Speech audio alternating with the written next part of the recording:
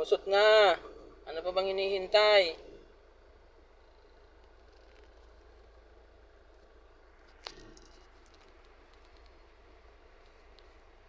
Chismoso naman tong isang... Yan, itong area kasi na to, matindi po ang kurba dito. Sharp na sharp po ito eh. May resulta na, tingnan mo. Wasak na wasak po yung yun, basag na basag po yung ilaw niya, no.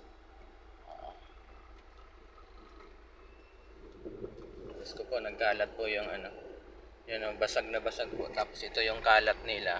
Itong si Adventure po, medyo malaki ang tama. Yun, laki ng tama ni Adventure. Kasi po itong area na to, pansinin niyo po, sobrang curve po yan. Nagbanggaan po sila dyan. So ibig sabihin yan, pagka-curve nila dyan, hindi po mabagal ang takbo nila. Mabilis po yun kasi ang laki ng damage nilang dalawa.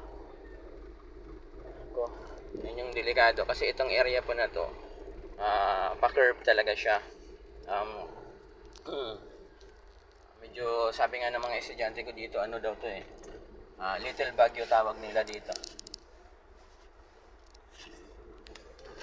Yun, nakakatakot yung nangyari sa kanila, So yung Nissan, lalo na yung Adventure talaga, tanggal yung fender ng Adventure po. So kailangan talagang mag-ingat. Diyan sa area na yan, sa curve na yan, talagang yan, yung bago ako dyan, lumalagpas din ako dyan kasi medyo delikado talaga yung kurba niya. Nakakatakot po. So ngayon, may resulta talaga dyan kasi tuwing dumadaan din ako dyan, talagang medyo nagbabagal talaga ako kasi ang dami talagang mabibilis dyan.